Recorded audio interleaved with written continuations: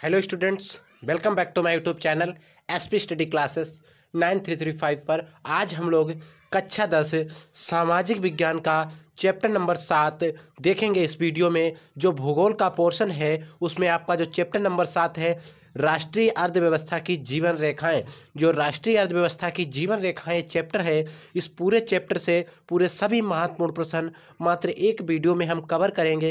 ये वीडियो जो भी 8-10 मिनट का है उस वीडियो में हम 95% प्लस के साथ इस वीडियो को कवर करेंगे, इस पार्ट को कवर करेंगे। इसीलिए आप वीडियो को बिना स्किप किए हुए देखिएगा, आपको पूरा पार्ट समझने आएगा और इसकी मैं गारंटी लेता हूँ। आइए मैं आगे बढ़ता हूँ वीडियो में। देखिए क्वेश्चन नंबर फर्स्ट है, जिससे पहले अगर आप लोग चैनल पे नए आए हो तो प्लीज़ चैनल को सब्सक्राइब कर लें और बेल आइकन को प्रेस कर लें ताकि आगे आने वाले हर वीडियो का नोटिफिकेशन आप तक पहुंच सके। आइए देखते हैं फर्स्ट क्वेश्चन क्या है। फर्स्ट क्वेश्चन है सीमा सड़क। देखिएगा यहाँ पर आपको मिलेगा सीमा सड़क, ठीक है, सीमा सड़क या सड़क सीमा, सीमा सड़क या सड़क सीमा। आपको भयभीत नहीं होना है, बोर्ड में सीमा सड़क मिल सकता है या सड़क सीमा मिल सकता है। संगठन का गठन कब किया गया, आपको इस क्वेश्चन को ध्यान रखना है। देखिए सड़क सीमा संगठन का जो गठन किया गया वो 1960 में दशक किया गया या 1970 में किया गया या 1980 में किया गया या 1990 में किया गया। देखिए इसका जो गठन किया गया था वो 1970 ईस्वी में किया गया था, ठीक है। नेक्स्ट क्वेश्चन क्या है, भारत में प्रथम रेलगाड़ी कब चलाई गई, यानी कि कब चलाई गई और या चलाई गई थी। बात एक है, देखिए भारत में प्रथम रेलगाड़ी 1853 में, 1857 में, 1863 में, 1872 में। देखिए जो प्रथम रेलगाड़ी वो चली थी 1853 ईस्वी में, ठीक है। नेक्स्ट है क्वेश्चन नंबर 3 है, पश्चिमी रेलवे का मुख्यालय कहाँ स्थित है। आप इस पर इंपॉर्टेंट लगा लीजिए और मोस्ट इंपॉर्टेंट लगा लीजिए। हैं तो सभी क्वेश्चन इंपॉर्टेंट, लेकिन इस क्वेश्चन पे आप ज़्यादा इंपॉर्टेंट लगा दीजिए, इसको आपको 100% तैयार कर लेना है। पश्चिमी रेलवे का मुख्यालय कहाँ स्थित है, दिल्ली में, कोलकाता में, मुंबई में या अमृतसर में। देखिए पश्चिमी रेलवे का अगर बात की जाए तो उसका मुख्यालय मुंबई में स्थित है, ठीक है स्टूडेंट्स। आइए नेक्स्ट क्वेश्चन है कि विदेशी व्यापार किसके मध्य होता है। देखिए विदेशों का जो व्यापार होता है, विदेशी व्यापार होता है किसके मध्य होता है, दो देशों के मध्य होता है, दो प्रदेशों के मध्य होता है, दो नगरों के मध्य या दो गांवों के मध्य होता है। देखिए जो विदेशी व्यापार होता है वो किसके मध्य होता है, दो देशों के मध्य, कि देश विदेश के लोग आते हैं, तो विदेश मतलब दूसरे देश के। नेक्स्ट क्वेश्चन नंबर 5 देखते हैं। देखिए क्वेश्चन नंबर 5 है, स्वर्णिम चतुर्भुज महाराजमार्ग, यानी कि महाराजमार्ग किससे संबंधित है। स्वर्णिम चतुर्भुज महाराजमार्ग किससे संबंधित है, सड़क परिवहन से, जल परिवहन से, रेल परिवहन से या वायु परिवहन से। देखिए जो महाराजमार्ग है, स्वर्णिम चतुर्भुज महाराजमार्ग है, वो किससे संबंधित है। देखिए वो संबंधित है सड़क परिवहन से। किससे बच्चों, सड़क परिवहन से। नेक्स्ट है, निम्नलिखित में से किस वस्तु का निर्यात भारत नहीं करता है। इसमें से कौन सी चाय, उर्वरक, यानी कि कॉफ़ी, उर्वरक, चाय या और तंबाकू, इसमें से किसका जो भारत है वो निर्यात नहीं करता है। देखिए आयात और निर्यात होता है, ठीक है, तो इसमें बात की जाती है निर्यातक की, कि निर्यात नहीं करता है। देखिए इसमें जो निर्यात नहीं करता है वो किसका नहीं करता है, उर्वरक यानी कि खादों का। उर्वरक आपने देखा होगा, खाद ज़्यादातर इसी को कहते हैं। आप इसको समझकर अच्छा सा याद करेंगे।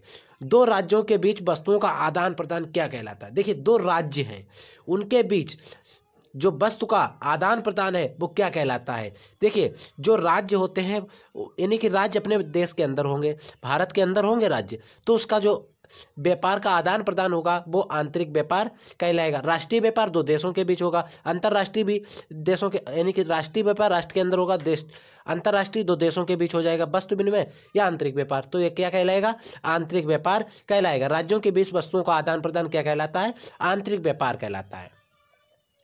नेक्स्ट क्वेश्चन क्या है, निम्नलिखित में से परिवहन का कौन सा साधन अति दुर्गम स्थानों के लिए उत्पन्न आवश्यक है।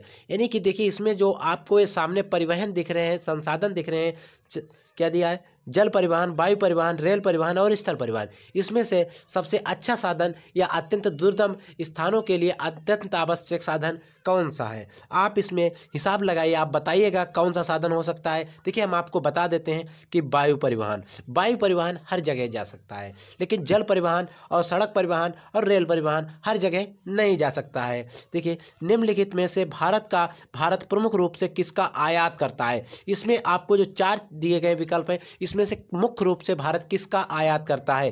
देखिए चाय का करता है, या खाद्यान्न का करता है, या जूट के सामान का करता है, या कच्चा पेट्रोलियम का करता है। देखिए सबसे अधिक अगर बात की जाए आयात की तो वो कच्चा पेट्रोलियम का करता है। ठीक है, क्वेश्चन नंबर 10 है, भारत में वायु परिवहन का राष्ट्रीयकरण कब किया गया। जो भारत में वायु परिवहन का राष्ट्रीयकरण कब किया गया, 1950 में, 1953 में, 1960 में, या 1998 में। देखिए जो भारत में जो वायु परिवहन का राष्ट्रीयकरण किया गया वो किया गया 1953 ईस्वी में। ठीक है, नेक्स्ट क्वेश्चन क्या है। नेक्स्ट क्वेश्चन आपसे है जो आपके लिए मोस्ट इंपॉर्टेंट है और ये 4 या 5 नंबर में, 4 या 6 नंबर में आपसे पूछेगा। क्या है, परिवहन तथा संचार के साधन किसी देश की जीवन रेखा तथा अर्थव्यवस्था कहे जाते हैं, क्यों। यानी कि किसी भी देश का जो परिवहन या संचार के जो साधन है वो किसी देश की जीवन रेखा या अर्थव्यवस्था कहे क्यों जाते हैं, क्यों कहे जाते हैं। ये आपसे यही क्वेश्चन दूसरे तरीके से पूछ सकता है, भारत में आर्थिक विकास में परिवहन साधनों का क्या महत्व है। जो भारत का आर्थिक विकास है उसमें परिवहन के साधनों का क्या महत्व है। तो देखिएगा परिवहन तथा संचार के साधन वास्तव में किसी देश के मानव जीवन के अनिवार्य आवश्यकताएं हैं। देखिए अगर परिवहन का साधन नहीं होगा तो आप एक स्थान से दूसरे स्थान तक नहीं जा सकते हैं, किसी भी सामान को नहीं ले जा सकते हैं, तो अत्यंत आवश्यक हैं। जैसे टेलीविज़न बात करने के लिए, टेलीफोन ये भी बात करने के लिए, रेडियो, रेलगाड़ी, बस, कार आदि परिवहन है। ये सभी क्या है, टेलीविज़न हो गया, टेलीफोन हो गया, ये किसी ना किसी तरीके से आपके लिए एक साधन है। इनके बिना आपका जीवन लगभग असंभव है। ठीक है, तो इनका जो परिवहन है वो हमारे जीवन में एक अनिवार्य आवश्यकताएं हैं। यदि परिवहन, आगे क्या देखते हैं, यदि परिवहन संचार साधनों के अंतर्गत आते हैं, यानी जो परिवहन है वो संचार साधनों के अंतर्गत आते हैं, तो इनके द्वारा देश की सामाजिक एवं आर्थिक दशा को गति मिलती है। देखिए जो अंतर्गत आते हैं इसके साधन या संचार जो होते हैं उससे देश की जो सामाजिक एवं आर्थिक दशा आती है उसको क्या मिलती है, गति, मतलब बढ़ोतरी यानी कि वृद्धि मिलती है।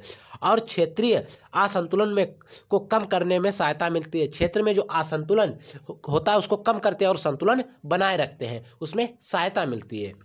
ठीक है, इसके पक्ष में निम्नलिखित तर्क दिए जा सकते हैं। देखिए जो साधन है इसके पक्ष में हम निम्नलिखित तर्क दे सकते हैं। क्या तर्क दे सकते हैं, उत्पादक एवं उपभोक्ता को मिलने में सहायक। देखिए यानी कि उत्पादक जो होता है और उपभोक्ताओं को मिलाने में भी सहायक होते हैं। देखिए अगर आप इसको हेडिंग बना के भी लिख सकते हैं, ये नंबर 1 हेडिंग उत्पादक एवं उपभोक्ताओं को मिलाने में सहायता या सहायक, आप इसको हेडिंग डालेंगे और इसमें कुछ लिख देंगे। देखिए परिवहन, देखिए उत्पादक और उपभोक्ता यानी कि परिवहन के साधनों द्वारा हम कच्चा माल किसी को भी देते हैं तो उससे हमें वो अच्छा माल बना के माल हमारे तक पहुँचाता है तो उपभोक्ता हो गया। ठीक है, ये हेडिंग इसमें लिख देंगे। आवागमन में सहायक, जब हम एक स्थान से दूसरे स्थान तक जाते हैं तो उसमें परिवहन की मदद लेते हैं तो इससे हमें आवागमन में भी सहायता मिलती है। नेक्स्ट है राष्ट्रीय एकता में सहायता। हमें देखो राष्ट्रीय एकता में भी सहायता मिलती है। परिवहन के साधनों से देश के निवासियों को एक स्थान से दूसरे स्थान जोड़ने महत्वपूर्ण भूमिका निभाते हैं। देखिए एक स्थान से दूसरे स्थान तक जाएंगे तो राष्ट्रीय में यानी कि राष्ट्रीय एकता में सहायता मिलेगी और हम राष्ट्र की एकता कर सकते हैं। देखिए मनोरंजन के साधन, देखिए परिवहन से मनोरंजन के साधन भी होते हैं। देखिए संचार के साधन मानव समुदाय को स्वस्थ मनोरंजन प्रदान करते हैं, इससे हमें स्वस्थ मनोरंजन भी प्रदान होते हैं और मनोरंजन के साथ साथ उनके ज्ञान में भी वृद्धि होती है और देश विदेश को जानने व समझने में भी जागरूकता उत्पन्न होती है। देखिए देश विदेश को भी हम जान सकते हैं, मनोरंजन कर सकते हैं उनसे। और देखिए नंबर 5 आप हेडिंग बना के लिख सकते हैं, नहीं तो आप पॉइंट लिख देंगे, आपको पूरे मार्क्स मिलेंगे। संपर्क में सुविधा, देखिए पहले हम लोग जाते थे चिट्ठी लेकर, अब हेलो, हाँ हेलो बाबू हो गया बात। ठीक है, तो इसीलिए अब हमें संपर्क में भी सुविधा हो गई है। नंबर 6 आप इसको अच्छे से देखें, वैश्वीकरण में वृद्धि। देखिए वैश्वीकरण में वृद्धि, देखिए वैश्वीकरण में वृद्धि संचार साधनों के मध्य से देश विदेश, देखिए देश और विदेश के क्या समाचारों, घटनाओं, परिघटनाओं को घर बैठे सुना एवं देखा जा सकता है। वैश्वीकरण वाली ये हेडिंग आप ये आपसे डायरेक्ट भी क्वेश्चन पूछ सकता है कि वैश्वीकरण क्या है, तो आपको इसमें लिखना होगा संचार साधनों के मध्य से देश विदेश के समाचारों, घटनाओं, परिघटनाओं को घर बैठे सुना एवं देखा जा सकता है। इन साधनों को वैश्वीकरण द्वारा खोल दिए गए हैं या इनके माध्यम से हम अंतर्राष्ट्रीय स्तर पर आत्मनिर्भर हो सकते हैं। तो ये था डिस्कशन वीडियो इस चैप्टर का, और इसके सभी पूरी सोशल साइंस के जो मानचित्र से संबंधित 5 नंबर के जो क्वेश्चन आते हैं वो हम एक नए वीडियो में बनाएंगे और उस पर आपको क्वेश्चन देंगे, जिससे आपके पूरे मानचित्र सभी एक वीडियो में हम कवर करके देखेंगे और आपको अच्छे से समझाएंगे। इसीलिए आप चैनल को सब्सक्राइब करके रखिए और हमारे साथ जुड़े रहिए। हम मिलेंगे एक नए वीडियो में नए टॉपिक के साथ, तब तक के लिए जय हिंद।